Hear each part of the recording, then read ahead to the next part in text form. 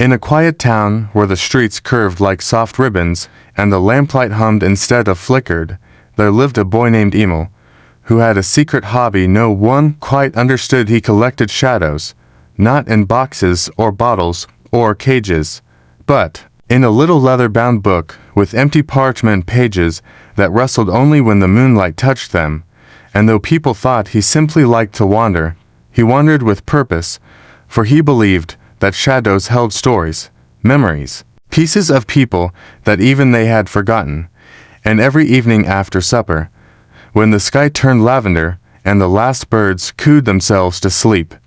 Emil would take his woolen coat and his worn shoes and step out into the whispering world, where shadows lengthened and softened and bent themselves around corners and under doorways and across cobblestones like secret silk. And with his little book and a pencil that never dulled, Emil would gently press a page near the foot of a sleeping cat, or beside the old rocking chair that swayed on the porch with no one in it, or at the edge of the bakery where lanterns glow spilled over warm loaves like honey. And as he did, the book would shiver lightly and draw in the shape, not like ink but like breath, and each time a soft sound followed a sigh, or a laugh, or the whisper of a forgotten tune. And though no one else could hear it, Emil could, and he would smile quietly, knowing that another small memory had been saved, for he believed that shadows remembered what people no longer did, that they carried with them the weight of gentle things, a grandfather's final story, told on the steps, the lullaby a mother once sang beside the cradle, the way a puppy's paws used to dance on the tiles when morning came. And so he kept walking, past silent houses and sleeping dogs and weathered fences, past the old bell tower that no longer rang, and the elm tree that leaned just slightly like it, too, was tired. And everywhere he went, the shadows followed him, like friends, curling gently behind his heels, sometimes speaking in soft tones he couldn't understand but always felt.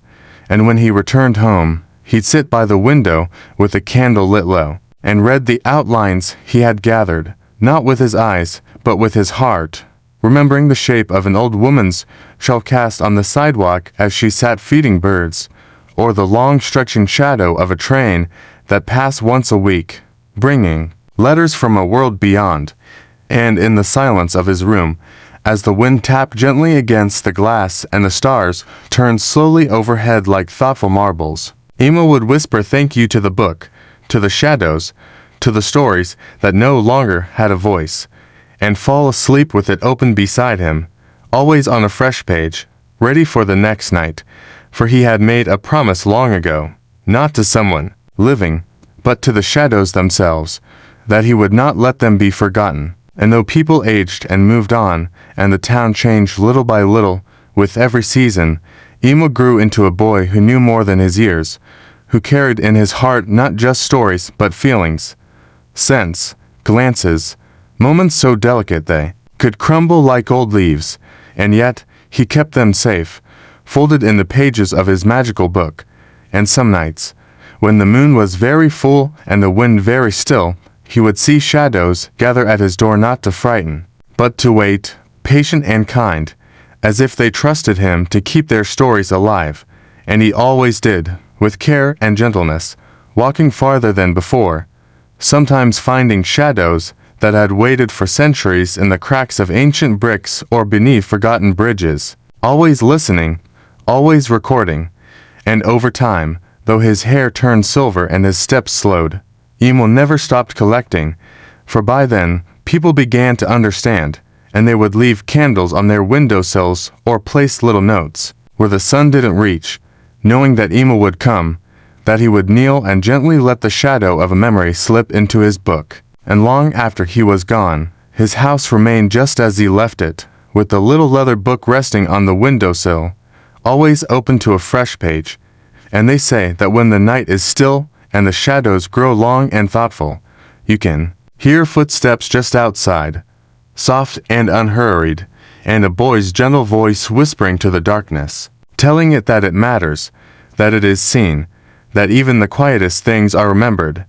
And perhaps that is why the town sleeps so peacefully, why dreams there are deep and sweet, For Emil, the boy who collected shadows, still wanders kindly through their quiet streets, carrying a book that never runs out of pages, and a heart that never runs out of room. Years passed like gentle winds moving through tall grass, and though Emil had grown older, his steps remained steady, and his heart, just as open, still carrying his little leather book that now felt warm to the touch, as if the stories inside it whispered to one another when no one was looking. And as he wandered through the town that knew his name but never asked too many questions, he began to notice something quietly changing. The shadows had begun to seek him out, not only at dusk, but at all hours, curling beneath doorways in early morning, pulling around fountain edges at noon, and shimmering softly beneath starlight as if they, too, had learned to wait gently. And one twilight, as he passed beneath the great elm tree whose branches had grown heavy with memory, he found a peculiar sight. A small shadow that didn't seem to belong to anything nearby, shaped like a child's hand reaching up as if asking to be held, and when Emil knelt down beside it, the book opened on its own, its pages fluttering, until they stopped on a spot that shimmered faintly blue, and as he let the shadow touch the page, he heard not a sigh or a whisper, but a song, a soft lullaby that spoke of rain on rooftops and warm blankets folded just right, and the moment filled his eyes with tears he didn't try to hide, for he knew now that some shadows had waited not just for years, but for lifetimes. And as he rose and walked on, his coat brushing the edges of twilight like a curtain drawn across an old stage, he began to follow the whispers rather than seek them, for now the stories came to him as if he were a lantern in the fog. And in time, a new discovery unfolded. Not all shadows lived in the town. Some dwelled in the forest beyond the hills, where deer stepped softly through the mist and the trees murmured in languages only remembered by the wind. And so Emil packed a small satchel with bread, a flask of tea, and a candle he'd been saving, and set off one misty morning, his breath like fog and his smile steady. And though the forest was quiet in ways the town never was, it welcomed him without sound, the branches parting just enough to let him through, the moss thick beneath his boots, and he walked for hours, pausing often to listen to the hush of the woods, until at last he came upon a clearing where the sunlight fell like gold dust and the air felt old, older than stories, older than names. And there he found shadows, shaped like things he couldn't name, a cradle made of vines, a harp without strings, a pair of boots much too small for anyone now alive. And when he let these shadows into his book, the pages sighed as though stretching, and Emil knew this place had waited for him a very long time, and so he built a small bench there, from fallen branches, and visited often, sometimes with soup in a jar, sometimes with a song hummed low. And over time, the forest and town began to feel like one story written in the same gentle hand, and people noticed that their dreams became deeper, kinder,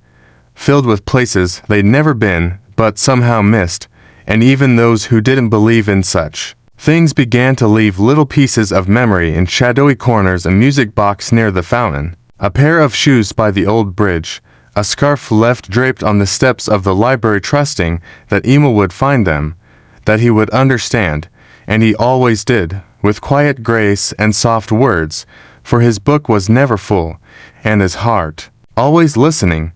And one winter evening, as snow began to fall like tiny feathers and the sky turned a velvet blue, Emil sat by his window with the candle lit low, the book open on his lap, and for the first time in a long while, he let his own shadow rest beside him, watching its soft outline breathe against the wall, and he whispered to it not as a collector, but as a friend, telling it stories it already knew, but liked to hear again. And when he finally closed his eyes, the book stayed open, the candle flickered but did not go out, and the shadows that once waited now wandered, gently and kindly, carrying his story in return, adding his shadow to the pages, soft as a dream, deep as sleep. And long after,